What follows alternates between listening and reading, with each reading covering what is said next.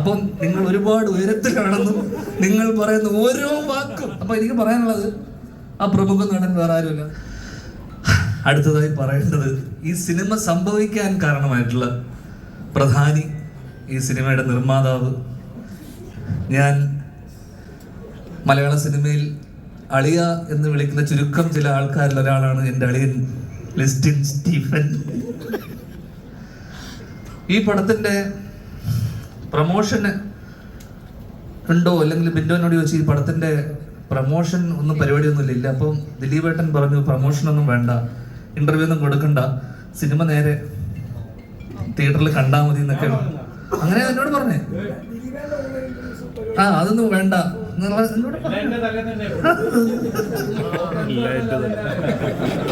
അങ്ങനെ ഇതിന്റെ. പക്ഷെ നിങ്ങൾ ലിസ്റ്റിൻ സ്റ്റീഫൻ തന്നെ ബുദ്ധി രാക്ഷസിനെ തിരിച്ചറിയണം. അതാണ് പറയാൻ പോകുന്ന കാര്യം. കാരണം പ്രമോഷൻ ഇല്ലാതെ ഇന്നത്തെ കാലത്ത് എങ്ങനെ ഒരു സിനിമ ആൾക്കാരിലേക്ക്, ദിലീപേട്ടൻ്റെ സിനിമയ്ക്ക് അതിന്റെ ആവശ്യമില്ലെങ്കിൽ പോലും ഇന്ന് വലിയ വലിയ സിനിമകൾ പോലും ഇവിടെ തെലുങ്കുന്നൊക്കെ പ്രഭാസും നാനിയൊക്കെ ഇവിടെ വന്ന് പടം പ്രൊമോട്ട് ചെയ്യണം. അപ്പൊ ആൾക്കാരിലേക്ക് എത്താൻ, ഈ സിനിമ പ്രൊമോട്ട് ചെയ്യാൻ ദിലീപേട്ടൻ ഈ പ്രീ റിലീസ് അല്ലെങ്കിൽ ഇന്റർവ്യൂസ് ഒക്കെ വേണ്ടെന്ന് പറഞ്ഞപ്പോ ലിസ്റ്റിൻ എന്ന് പറയുന്ന ബുദ്ധിരാക്ഷൻ തീരുമാനിച്ചു ഇതിനെ മാർക്കറ്റ് ചെയ്യണം, ഇതിനെങ്ങനെ ഇതിനെ റീച്ച് വരുത്തും, എങ്ങനെ ഇതിനെ എത്തിക്കാം, മാർക്കറ്റിംഗ് സിംഹം. അങ്ങനെ ഒരു കള്ളക്കഥ നിലയാണ് പുള്ളി. അങ്ങനെ ഇതുപോലൊരു വേദിയിൽ, അല്ലെങ്കിൽ ഇതുപോലൊരു, അത് ഇതിന് മുന്നേ ഉള്ളൊരു മീറ്റില്, മീഡിയന്റെ മീറ്റില്, ലോഞ്ച് ടീസർ ലോഞ്ച് അല്ലെ, മൂവി ലോഞ്ചില് അദ്ദേഹം ഒരു കമന്റ്, ഒരു മാലപ്പടക്കത്തിന് ഒരാൾ തിരികൊടുത്തിട്ടുണ്ടെന്ന്. സ്വാഭാവികമായിട്ടും ലിസ്റ്റിൻ സ്റ്റീഫന്റെ ഹൈദർ അലി അല്ലെ, അച്ഛന്റെ സ്ഥാനത്ത് കാണുന്ന ഹൈദർ അലി എന്നെ വിളിച്ചു ചോദിക്കുന്നു. കാരണം എടാ നിന്നെ ഉദ്ദേശിച്ചാണ്.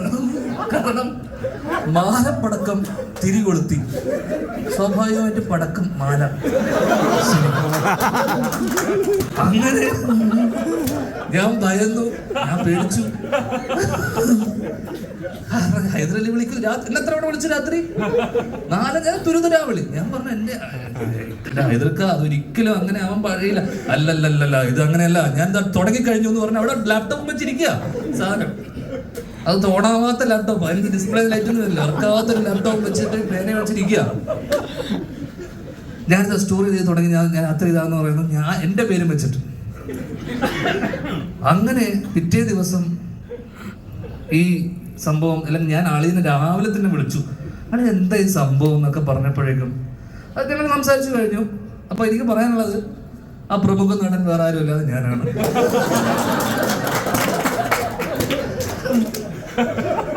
ഞങ്ങൾക്കിടയിലുള്ള പ്രശ്നങ്ങൾ ഞങ്ങൾ സംസാരിച്ച് തീർത്തിട്ടുണ്ട്. ഓക്കെ, ഇനി പ്രശ്നമില്ല കേട്ടോ, കഴിഞ്ഞല്ലോ. വേറെ ആരുമില്ല, അത് അദ്ദേഹത്തിന്റെ മാർക്കറ്റിംഗ് സ്ട്രാറ്റജിയുടെ ഭാഗം. കാരണം ഈ പടം എങ്ങനെയെങ്കിലും ആൾക്കാരിലേക്ക് എത്തിക്കുക എന്നുള്ള ഒരു പ്രൊഡ്യൂസറിന്റെ വലിയ കടമയാണല്ലോ.